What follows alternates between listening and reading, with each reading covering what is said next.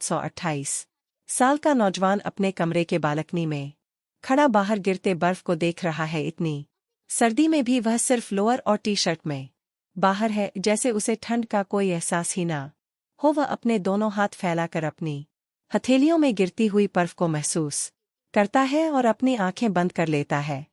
कानों में एक प्यारी सी खनकती आवाज गूंजने लगती है, मुझे ना पहाड़ बहुत पसंद है, और पहाड़ों पर जब बर्फ गिरती है ना जनवरी वाले महीने में तो बड़ा ही मजा आता है। मन करता है बस इस बर्फ की सफेद चादर में लिपट कर सो जाऊं मैडम। जब सर्दी लग जाएगी ना तो यह बर्फ की चादर काम नहीं आएगी, तब तो असली ब्लैंकेट और रजाई ही काम आएगी। वरना पता चला कि ठंड के मारी कुल्फी जम गई हो। आप ना बहुत बुरे हो, हर वक्त मेरा मजाक बनाते रहते हो। अच्छा बाबा सॉरी, ठीक है अब नहीं करता कोई मजाक। अच्छा छोड़ू ये सब, तुम्हें स्नोफॉल देखना है ना तो मैं तुम्हें स्विट्जरलैंड ले चलूंगा, फिर खेलना बर्फ में जितना मन हो और ओढ़ना बर्फ की चादर। ना बाबा मैं तो नहीं जाना स्विट्जरलैंड।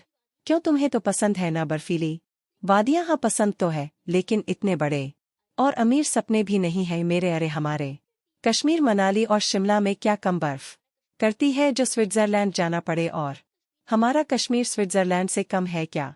या नहीं, कश्मीर के बारे में क्या कहा गया?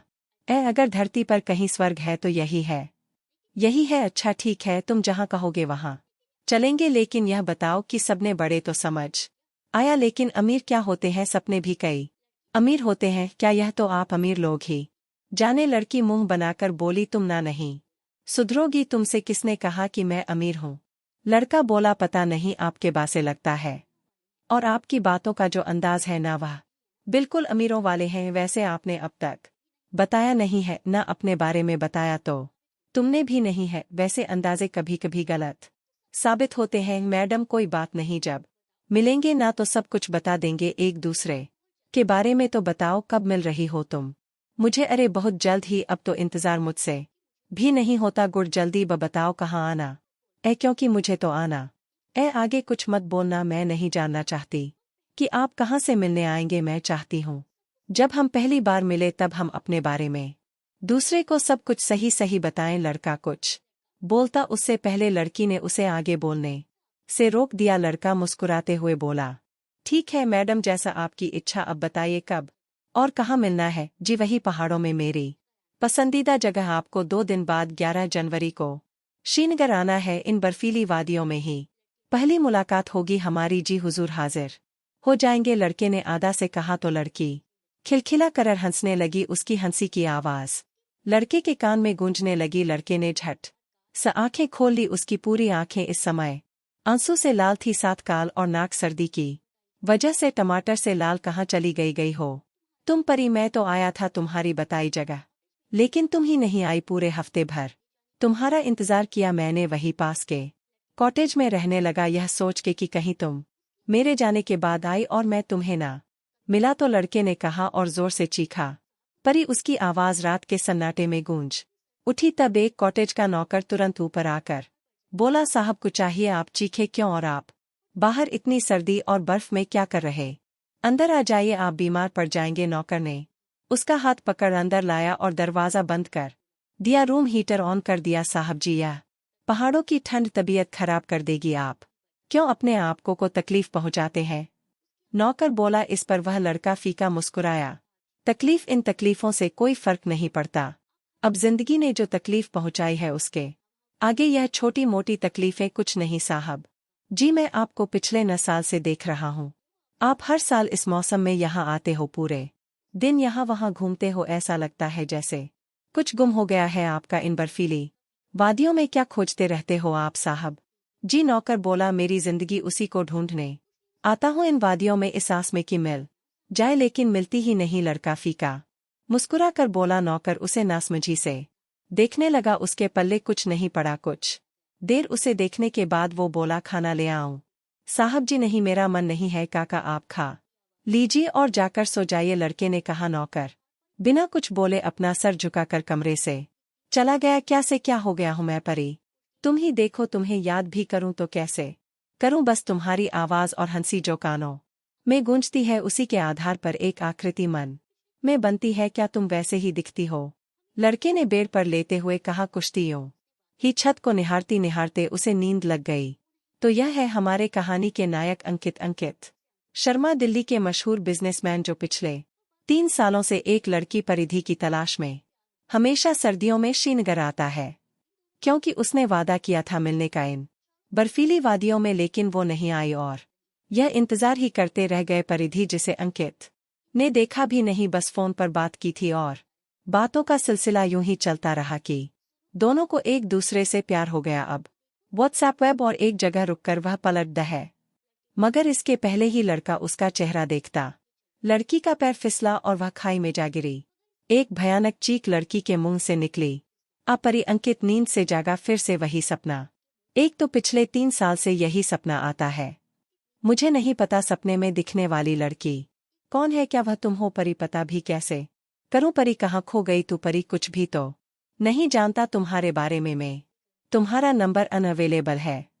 क्या तुम जानबूझकर मुझसे छिप रही हो, अंकित ने खुद से ही कहा और आंखें को बंद करके सपने वाले लड़की का चेहरा याद करने लगा, जो कभी तो अपनी शक्ल दिखाती है और कभी शक्ल दिखाने से पहले ही अंकित की नींद डर के बारे खुल जाती है। अंकित ने पेन पेपर उठाया और लड़की का चेहरा याद कर कुछ आड़ तेरी लकीरें पेपर पर खींचने लगा। कुछ ही देर में उसने एक लड़की का स्केच बना लिया।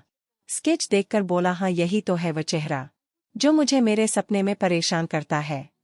लेकिन क्या ऐसा कोई है भी इस दुनिया में, या बस ये मेरी इमेजिनेशन है? अब कैसे पता लगाऊं मेरे सपने का और मेरी परी का कोई कनेक्शन है? अंकित ने स्केच देख कर कहा और कुछ सोचने लगा। अब उसकी आंखों से नींद कोसों दूर थी। खड़ी में समय देखा तो रात के 3 बज रहे थे। बस यही होता है रोज, ये लड़की तो मेरी नींदें उड़ा ली गई, अंकित ने एक फीकी हंसी के साथ कहा और अपना टैब खोलकर कुछ करने लगा। सुबह अंकित का दरवाजा नौकर ने खटखटाया। साहब साहब, अंकित ने डोर ओपन किया कि कॉफी, नौकर ने कहा तो अंकित दरवाजे से बगल हो गया। नौकर टेबल पर कॉफी रखकर जाने लगा। दरवाजे पर पहुंचकर वो बोला, साहब नाश्ते में क्या खाएंगे आप? कुछ भी बना दीजिए काका, अंकित ने कहा। आपने रात में भी खाना नहीं खाया, अब नाश्ता तो ढंग से करेंगे ना? नौकर बोला, काका कहा ना, जो मन करे बना दीजिए, मैं लूंगा। अब आप जाइए साहब। रात में मालकिन का फोन आया था, वह पूछ रही थी कि जब आप उठे तो आपको पेट भर के आपकी पसंद का कुछ खिला दूं, और मॉम को किसने बताया कि मैंने खाना नहीं खाया? अंकित ने नौकर को खुरा तो उसने नजरी झुका ली। काका आप मम के खबरी बनने से अच्छा है कि अपना काम करें। अब जाइए, जाकर नाश्ता रेडी करें, मैं आ रहा हूं। प्लीज हर बात मॉम को बताने की जरूरत नहीं है, अब जाइए। नौकर सर हिलाकर चला गया। कुछ ही देर में अंकित रेडी होकर नीचे आया। नाश्ते के टेबल पर बैठ नाश्ता करने लगा, तभी उसका फोन रिंग हुआ। फोन उसकी मॉम का था। यस मॉम, अंकित ने कॉल रिसीव कर कहा। बेटा नाश्ता किया तूने? उसकी मॉम अलका जी ने पूछा। जी मॉम, कर ही रहा हूँ। ठीक है, और बेटा भूख पेट रात में नहीं सोती तुझे कितनी बार कहा है? अलका जी ने कहा तो मॉम। अंकित ने एक बार फिर नौकर को घुरा। वो मॉम कल बाहर कुछ खा लिया था, इसलिए सच कह रहा।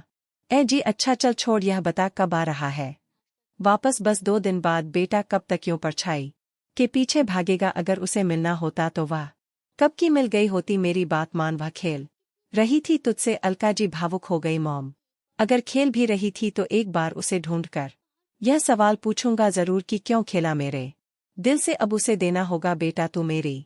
अलका जस के आगे कुछ कहती उससे पहले अंकित बोला, मॉम डैड कैसे हैं? ठीक है, पूछ रहे थे कि तू कब आएगा? 2 दिन बाद आऊंगा मॉम। ओके बाय, अब मैं रखता हूं मम, टेक केयर। अंकित ने फोन काट दिया और अलका जी फोन को देखती रह गई। फोन काट दिया आपके बेटे ने? अंकित के पापा आकाश शर्मा जी ने पूछा। हम, अलका जी ने सिर लाकर जवाब दिया। पता नहीं कब उसका यह लड़की वाला फितूर दिमाग से निकलेगा। सब आपके लाल प्यार का नतीजा है ये शर्मा जी गुस्से से बोले। वो आपका भी बेटा है और आप ही की तरह जिद्दी है। जिस तरह आप मेरी नहीं सुनते वो भी मेरी नहीं सुनता। दोनों बाप बेटे एक जैसे हो। अलका जी भी नक्कर बोली और किचन की ओर चली गई। शर्मा जी हैरानी से उन्हें जता देखते रहे, फिर हल्के से मुस्कुरा दिए। अंकित कटत से बाहर आया और टहलने लगा। पास ही कोई मार्केट थी, वहां बहुत चहल पहल थी। 2 दिन के खराब मौसम के बाद आज धूप निकल आई थी, तो आज रास्तों पर थोड़ी ज्यादा भीड़ थी। अंकित चारों तरफ देखते हुए आगे बढ़ता जा रहा था कि अचानक किसी की खिलखिलाती हंसी उसके कानों में गूंजी। उसने पलट कर देखा, लेकिन कोई नहीं था उसे फिर से वो हंसी सुनाई दी। उसका दिल धड़क उठा। वो बेचैनी से इधर-उधर देखने लगा और आवाज की दिशा में आगे बढ़ने लगा। वह जैसे जैसे पास जाता आवाज और साफ सुनाई देती और साफ पर उसकी धड़कने भी बढ़ गई। अरे यार, तुझे ये ठंड में आइसक्रीम क्यों खानी होती है? एक लड़की की आवाज आई। आइसक्रीम खाने का तो असली मजा ठंड में ही आता है। और आई लव आइसक्रीम। दूसरी लड़की ने आइसक्रीम को देखकर अपने होठों पर जीभ फिरा। तू तो बाबली आइसक्रीम के लिए चल अब यहाँ से, उस लड़की की सहेली ने कहा और दोनों आइसक्रीम खाते हुए आगे बढ़ गई जब तक अंकित उस आवाज को ढूंढता हुआ आइसक्रीम पार्लर तक पहुंचा। वहां कोई नहीं था। उसने चारों तरफ नजरें घुमाई लेकिन कोई लड़की नहीं थी। उसने वहीं काउंटर पर बैठे लड़के से पूछा, यहाँ से अभी किसी लड़की की आवाज आई? वो कहाँ है? काउंटर वाले ने उसे अजीब नजरों से देखा, फिर अपनी नजरें घुमाई। अंकित ने जब उसकी नजरों का पीछा किया तो अंदर और भी लड़के लड़कियां बैठी थी, जैसे वो लड़का अंकित से कह रहा हो कि यहाँ इतने बैठे हैं, इनमें से ढूंढ लो। अंकित अंदर आया और वहां बैठे चेहरों में से वह चेहरा तलाशने लगा जो उसके दिल का सुकून हो, लेकिन उसे खुद पता नहीं था कि आखिर वह चेहरा कौन सा है। उसकी तो आवाज ही कानों में पड़ी थी, लेकिन वहां बैठी हर लड़की के ना ही तो आवाज में वो कशिश थी और ना ही चेहरे पर वो सुकून। अंकित बुझे मन से बाहर आ गया। वो घूमते घूमते कॉफी शॉप में आ बैठ और अपने लिए कॉफी ऑर्डर की। उसने अपना फोन निकाला और उसमें सेव कुछ ऑडियो सुनने लगा। अच्छा सुनो, जब तुम मुझे मिलोगे ना तो पहचानोगे कैसे? तुमने तो मुझे देखा ही नहीं। तुम्हें पहचानने के लिए आंखों की क्या जरूरत है परी? मैं तो तुम्हारी आवाज से ही तुम्हें पहचान जाऊंगा और फिर उस पर तुम्हारी ये हंसी, तुम्हारी खिलखिलाहट, यह मेरे रूह में बस गई है। आंख बंद करके महसूस कर सकता हूं तुम्हें, अंकित ने कहा।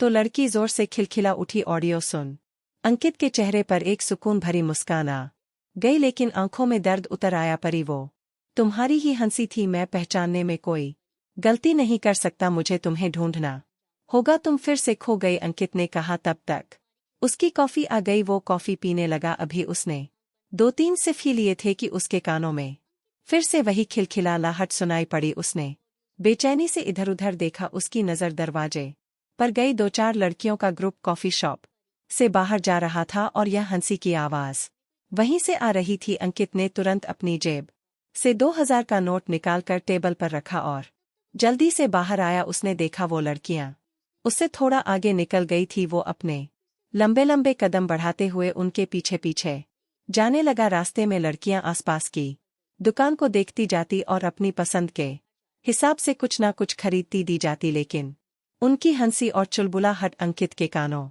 में साफ पड़ रही थी। वो धड़कते दिल के साथ आगे बढ़ रहा था। उसने देखा कि बाकी की 3 लड़कियां तो कई बार मुड़कर उसे देख भी चुकी थी, सिवाय उस लड़की के जिसकी हंसी उसके कानों में गूंज रही थी। उस लड़की ने ब्लू जीन्स, पिंक कलर का जैकेट और वाइट कलर का मफलर गले में डाल रखा था। कंधे तक उसके घुंघराले बाल बार बार हवा से उल्ट रहे थे, जिन्हें वो बार बार समेटे जा रही थी। अंकित दबे कदमों से आहिस्ता आहिस्ता उसकी ओर बढ़ रहा था। उसने अब तक उसका चेहरा नहीं देखा। वो लड़की अभी भी किसी बात पर हंस रही थी कि अंकित उसके पास पहुंच गया और उसने धड़कते दिल के साथ कहा, परी यह सुन। उस लड़की ने पलट कर देखा तो अंकित का दिल थक से रह गया। तुम तो अंकित के मुंह से निकला और वो एक टक उसे देखने लगा। उसके शब्द जैसे किसी ने हर लिए हो। वो लड़की भी अंकित की आंखों में देखने लगी। दोनों कुछ देर एक दूसरे को पलक निहार रही थी कि उस लड़के के सहेलियों में से किसी एक ने मुस्कुराते हुए कहा, होश में आई है मैडम? लड़की चौंक कर अपने होश में आई, लेकिन अंकित अब भी उसके चेहरे को देखता पता नहीं किन विचारों में गुम था। अंकित ने परी कहते ही उस लड़की ने पलट कर देखा, लेकिन उसे देखते ही अंकित एकदम स्तब्ध रह गया, जैसे उसके शब्द किसी ने हर लिए हो। दोनों की निगाह मिली और दोनों खो गए उस पल में। तुम तो अंकित ने अभी इतना ही कहा था कि उस लड़की की सहेलियां उसे खींचकर अपने साथ ले जाने लगी, लेकिन वह लड़की बार बार पलटकर उसे देख रही थी और अंकित वहीं बीच सड़क पर खड़ा उसे एकटक देख रहा था। तभी उस लड़की की नजर अंकित के पीछे से आती गाड़ी पर गई, जो उसी की ओर आ रही थी। गाड़ी वाला बार बार हॉर्न बजा रहा था, मगर जैसे उसे कोई होश ही ना हो। हट जाओ, गाड़ी आ रही है, पीछे देखो, हट जाओ, वो लड़की वहीं से चीखी। लेकिन अंकित तो जाने कहाँ खोया था कि उसे अपने आसपास की कोई खबर ही नहीं थी। उसे ना कुछ सुनाई दे रहा था और न ही कुछ दिखा। खाई गाड़ी वाला बार बार हॉर्न बजाते हुए बड़बड़ाने लगा। कैसा लड़का है, बीच सड़क पर शाहरुख खान बने पोज दे रहा है। अरे हट जा बाऊ, गाड़ी का ब्रेक खराब है, सर्विसिंग करानी है मैंने।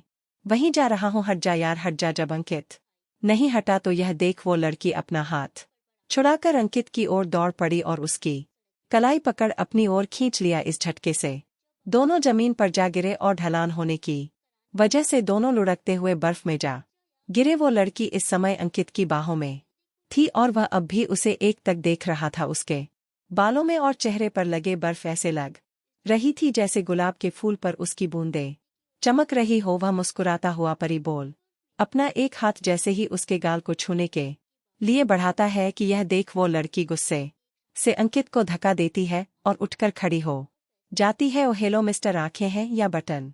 तुम्हें इतनी बड़ी गाड़ी दिखाई नहीं दे रही थी? माना कि दिखाई नहीं दे रहा था, लेकिन सुनाई तो दे रहा होगा ना। वो गाड़ी वाला कब से हॉर्न बजाया जा रहा था, लेकिन तुम हो कि पता ही नहीं कहाँ हो, कहाँ खड़े हो और मुझे ऐसे घूर कर क्या देख रहे हो?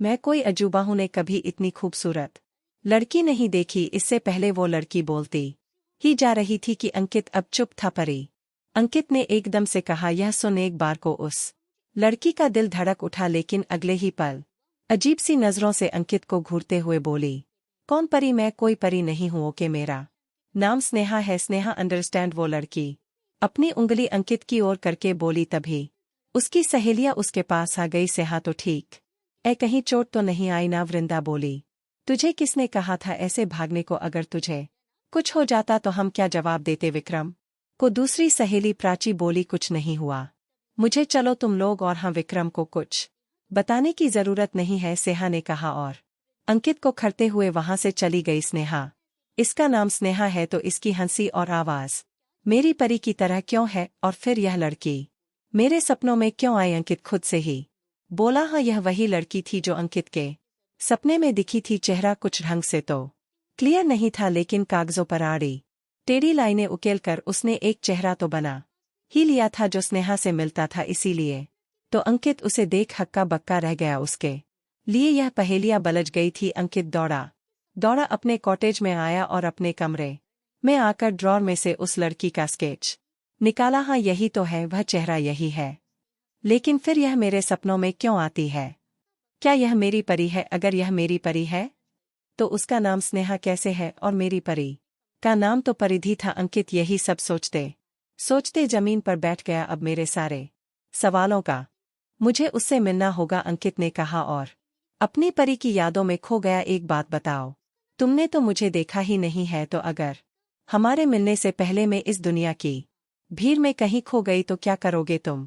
परी बोली। अंकित अपना फोन हाथ में लिए गुस्से से बोला, परी शट अप, ऐसी बातें मत किया करो, हम कभी अलग नहीं होंगे। और अगर तुम इस दुनिया की भीड़ में कहीं खो भी गई ना तो मेरा दिल तुम्हें ढूंढते ढूंढते तुम तक पहुंच ही जाएगा, क्योंकि हमारा प्यार दिल से शुरू हुआ है। अक्सर प्यार आंखों से शुरू होकर दिल में उतरता है, लेकिन हमारा प्यार दिल से शुरू होकर आंखों में उतरेगा, वो भी इसलिए क्योंकि तुम्हारी सूरत मेरी आंखों में नहीं मेरे दिल में बसी है। अच्छा तो यह बताओ, अगर मैं भींगी हुई काली कलूटी हुई सुंदर ना हुई तो मैं भी महंगा और काला कूटा बन जाऊंगा, तो दोनों सेम सेम होंगे। अंकित भी उसे लहजे में बोला, अरे मैं मजाक नहीं कर रही, आई एम सीरियस। बोलो ना, अगर मैं सुंदर ना हुई तो परी कैसी बातें कर रहे हो? तुमने मुझे इतना ही समझा है, मैंने कहा ना मैं तुमसे दिल से प्यार करता हो तो बस तुम्हारे ऊपरी सुंदरता कोई मायने नहीं रखती। ओ हेलो फिलोसोफर साहब, असलियत में आइए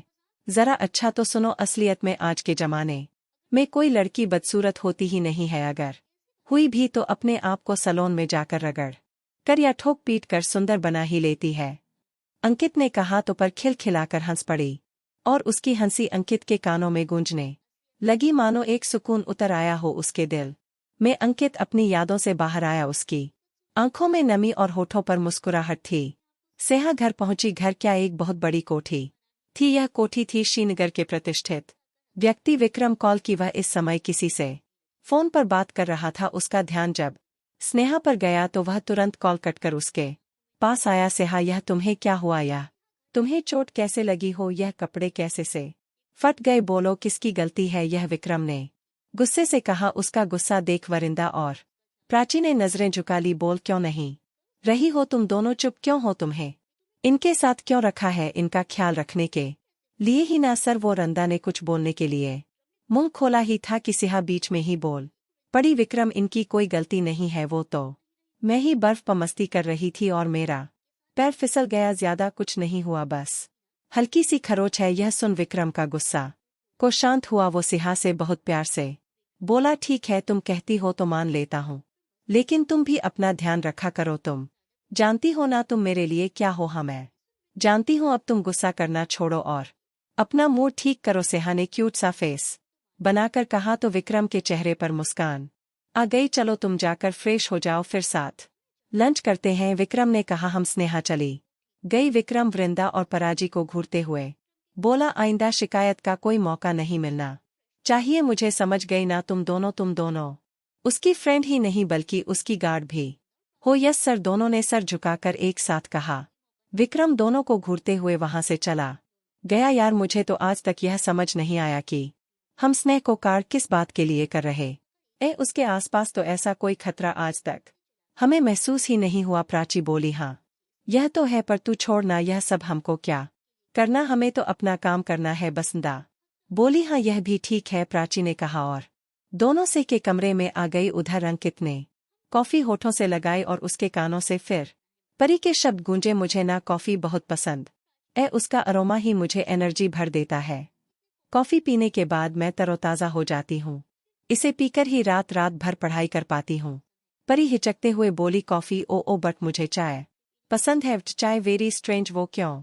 अरे बॉयज को भी चाय पसंद होती है, यह तो आज पता चला। अच्छा तुम्हें बड़ा पता है बॉय के बारे में। हाँ है ना, तुम्हें कोई प्रॉब्लम एक से तो मैं बात ही कर रही हूँ। परी क्या बोल रही हो तुम? अंक थोड़ा सीरियस हो गया। अरे चिल यार, क्या मेरे दोस्त नहीं हो सकती क्या? वैसे तुमसे झूठ नहीं बोलूंगी, मेरा कोई लड़का दोस्त नहीं है, सो यू डोंट वरी। अरे मैं क्यों वरी करूं, मुझे तो पता है मेरी परी सिर्फ मेरी है और मेरी ही रहेगी। ओहो तुम्हारी भारी भरकम डायलॉग, परी ने कहा और खिलखिला उठी। अंकित भी मुस्कुराने लगा। आज दोपहर से शाम हो गई, शाम से रात, लेकिन अंकित अपने कमरे से बाहर नहीं आया। नका बार बार दरवाजा खटखटा कर थक गया, लेकिन अंकित ने दरवाजा नहीं खोला। रात भर खूब बर्फबारी हुई और आज मौसम भी कुछ ज्यादा अच्छा नहीं था, लेकिन अंकित फिर भी इस मौसम में बाहर निकला। कहाँ जा रहे हैं साहब जी? नौकर बोला, टहल कर आता हूँ, अंकित ने कहा। लेकिन साहब जी नौकर कुछ बोलता, उसकी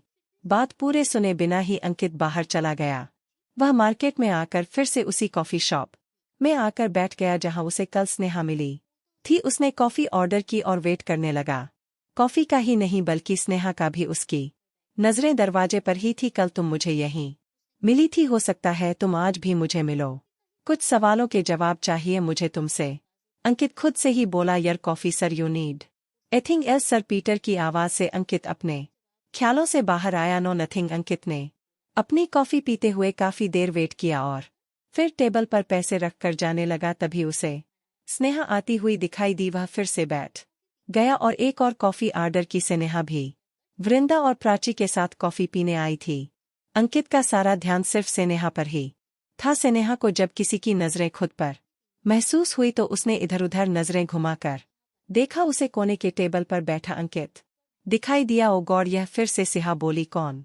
वृंदा ने इधर उधर देखकर कहा, अरे वही सरफिरा दीवाना जो मुझे कल परी कह रहा था। सिहा ने कोने के टेबल की ओर इशारा कर दिया तो वृंदा और प्राची भी उस ओर देखने लगी। अरे यार, यह तो तेरी ही ओर देख रहा है। प्राची बोली, हाँ जल्दी जल्दी कॉफी फिनिश करो, चलो यहाँ से, स्नेहा ने कहा। तीनों ने अपनी कॉफी फिनिश की और कॉफी शॉप से बाहर आ गई। अंकित भी उनके पीछे पीछे चलने लगा। सिहा बार बार पीछे मुड़कर देखती तो अंकित उसके पहले घूम जाता और इधर उधर देखने लगता। आखिर स्नेहा से बर्दाश्त नहीं हुआ और वह मुड़कर अंकित के पास आई और गुस्से से बोली, देखिए मिस्टर, अब जो कोई भी हो, आप मेरा पीछा क्यों कर रहे हैं? परी वो मैं। अंकित कुछ कहता उसके पहले स्नेहा बोले, listen I am not Pari, my name is Sneha, Sneha Diwan, understand? और आप मेरा पीछा क्यों कर रहे हैं? वह तुमसे, आई मीन आपसे कुछ बात करनी है क्या? आप है कौन और मैं आपसे क्यों बात करूं? जानना पहचान? अंकित ने इतना ही कहा कि सिहा ने उसे घूर कर देखा। सॉरी सिन्हा जी, मेरा नाम अंकित है, मैं दिल्ली में रहता हूँ। मुझे आपसे कुछ जरूरी बात करनी है। अंकित नाम सुनकर सिन्हा का दिल अजीब से अंदाज में धड़कने लगा। उसने नाम दोहराते हुए कहा, अंकित जी, मैं अंकित। अगर आप बुरा ना माने तो मुझे आपसे कुछ बात करनी है। क्या बात करनी है? बोलो, मैं सुन रही हूँ, सिन्हा ने कहा।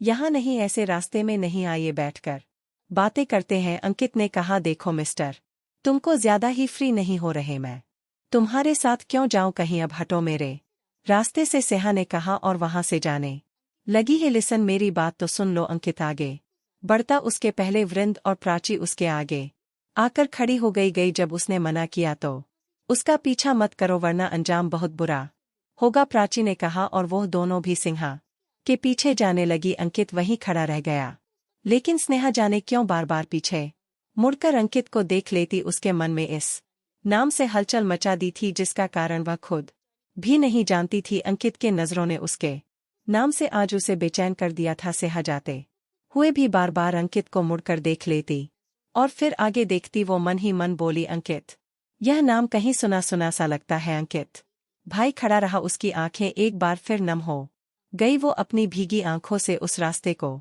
देखता ही रहा जहां से स्नेहा गई थी। तभी अंकित के पीछे गाड़ी आकर एक आवाज के साथ रुकी। गाड़ी वाला कब से हॉर्न दिए जा रहा था, लेकिन अंकित को तो जैसे कुछ सुनाई ही नहीं दे रहा था। उसने किसी तरह ब्रेक दबाकर गाड़ी रोकी, जिसकी बहुत तेज आवाज आई। गाड़ी का ड्राइवर गुस्से से बाहर निकलते हुए बोला, क्या जमाना आ गया है यार, अब इन हसीन वादियों में किसी को जान देनी है, और वह भी मेरी गाड़ी के आगे। जब अंकित ने अब भी कोई रिस्पांस नहीं किया तो उसने गुस्से से उसकी बाह पकड़ अंकित को अपनी ओर किया। ओ हेलो मिस्टर मजरू, मैं तुमसे बात कर रहा हूँ, क्यों सड़क पर मारे मारे फिर रहे हो? अंकित ने पलटकर उसकी ओर देखा। अरे यार तू, वो लड़का एकदम से बोला। सुमित, तू? अंकित बोला, हाँ यारा मैं, लेकिन तू यहाँ कैसे कब आया? सुमित अंकित के गले लगकर बोला, यह लड़का है सुमित, अंकित का दोस्त है, दोनों कॉलेज में साथ पढ़ते थे। हाँ, मैं यहाँ पिछले एक हफ्ते से हूँ और हर साल आता हूँ, लेकिन तू यहाँ? अंकित बोला, अरे यार मैं तो पापा के काम से आया था, यू नो ना, पापा के सरकारी काम। सुमित बोला, हम? अंकित ने बस छोटा सा जवाब दिया और फिर से रास्ते की ओर देखने लगा। सुमित ने उसके चेहरे को गौर से Part 2 अगली वीडियो में टैब टैग। अगर आपको वीडियो पसंद आए तो लाइक और सब्सक्राइब करना न भूलें। धन्यवाद।